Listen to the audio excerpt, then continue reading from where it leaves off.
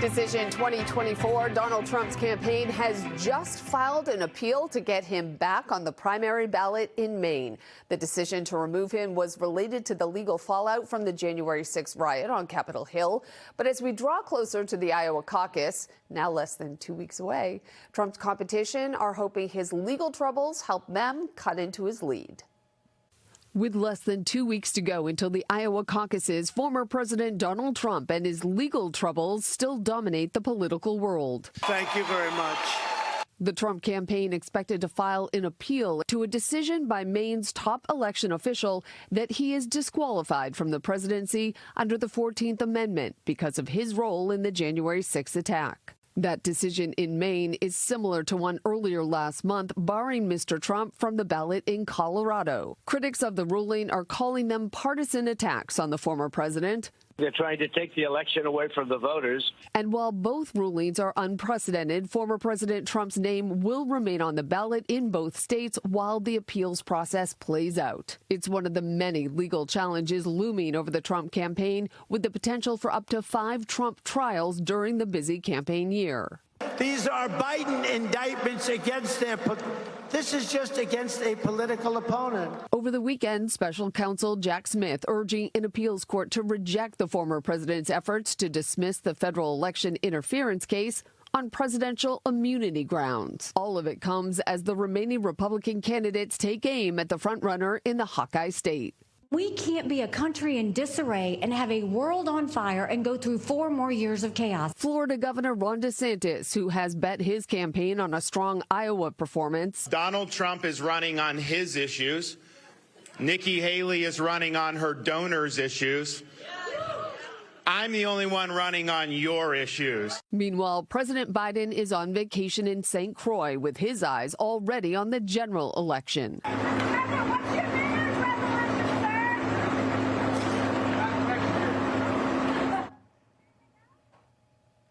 Trump will be back on the ballots in both Colorado and Maine until his appeals can be heard, and the U.S. Supreme Court will likely have the final say. Let's go ahead and bring in Sue O'Connell. You know her as our political commentator and co-host of At Issue. She also recently had her star turn at First Night on New Year's Eve.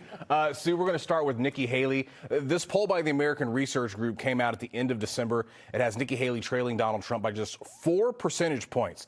New Hampshire Governor Chris Sununu is now calling on Chris Christie to drop out of the race, saying his supporters should line up behind Haley, effectively allowing her to beat Trump in the state's primary. Do you think that would work, or is there a chance that Christie's supporters go elsewhere since, Haley hasn't exactly been a vocal critic of Donald Trump? Yeah, people choose candidates for all sorts of different reasons, as you know, Corey. If you remember back in 2016, there were some voters who couldn't decide between Bernie Sanders and Donald Trump. So it's dangerous to assume that voters are just going to change their candidate because it makes sense on paper or it would be best for the party. But it does appear that the swapping Christie for Haley is something a voter could wrap their brain around. And I think a lot of New Hampshire and Iowa voters who support Christie or some of the other candidates may be thinking on that switch. And as for Christie staying in the race, look, it's easy for pundits like me to say this or that candidate should get out of the race now, but it really depends on why the candidate is in the race. And I mean, obviously, Christie wants to be president, but if it becomes clear that he can't overcome those obstacles, or if the donors start to dry up and his poll numbers start really going in the wrong direction, I think you'll see Christie get out soon. All right, Sue, let's go back in time. The year is 2023, and a young, plucky governor from the state of Florida has his sights set on the White House. Yep. A year later, his sights are still set on the White House, but he probably won't win the White House. We're talking about Governor Ron DeSantis. While Haley hopes for a big one in New Hampshire, he's pushing all of his chips in on Iowa. If he can't pull a win off in Iowa, is it over for his campaign? Well, he should win in Iowa in terms of coming in second, and you don't have to win totally in Iowa or in New Hampshire in order for your effort to be judged successful. But DeSantis, as you pointed out, Corey, has a problem that the other candidates don't have. He's the closest choice to Donald Trump, but he's been unable to draw those supporters from Trump, even with all of Trump's problems. And as he started his campaign, he was a leading candidate behind Trump, but he's been dropping like a stone in all the polls and with money, and anything other than a very, very strong second place finish in Iowa will definitely be a loss for him. Also, that doesn't mean it will be the end of DeSantis, though, because remember back in 1992, candidate Bill Clinton actually was 20 points behind in the polls when he went into New Hampshire. Massachusetts' own Paul Tsongas won the New Hampshire primary. But remember, Clinton had a very strong, surprising second place finish, and he went on to become president. All right, let me correct myself and not write DeSantis' epitaph just yet. He still has a chance. He's got a chance. At the White House. Let's talk long term here. Yeah. For the Republican primary candidates not named Trump, in the weeks ahead, what is their strategy? If they're not going to go at him directly and he's not losing support, what's the plan here? Are they just kind of hoping that the legal troubles ultimately catch up with him, or maybe they just want to play nice and ultimately get that cabinet position? Yeah, I'm not sure that they're going to play nice, and I think it is the first part, right? And look, you're watching this at home.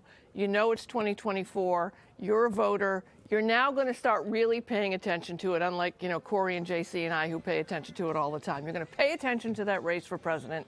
And what you're going to see almost immediately this year are all of Trump's legal problems, which we've referenced. At least 4 criminal indictments, multiple civil trials, 91 felony charges. So I think the Republican candidates are hoping that the reality of these legal issues will convince more Republican voters to support someone other than Trump. And at this point, I think, as Nikki Haley keeps pointing, the candidates are hoping the chaos factor is ultimately going to cost Trump the nomination. But we shall see, Corey. Yes, we shall. It's going to be a long road to November, but it's just now starting. So we appreciate you taking the time, Sue. Absolutely. And of course, you can get all of your political news every Sunday morning right here on NBC 10 Boston. It begins at 10:30 with Meet the Press. That is followed by At Issue, hosted by Sue and me. And in the days leading up to the primary, we will have special coverage from New Hampshire.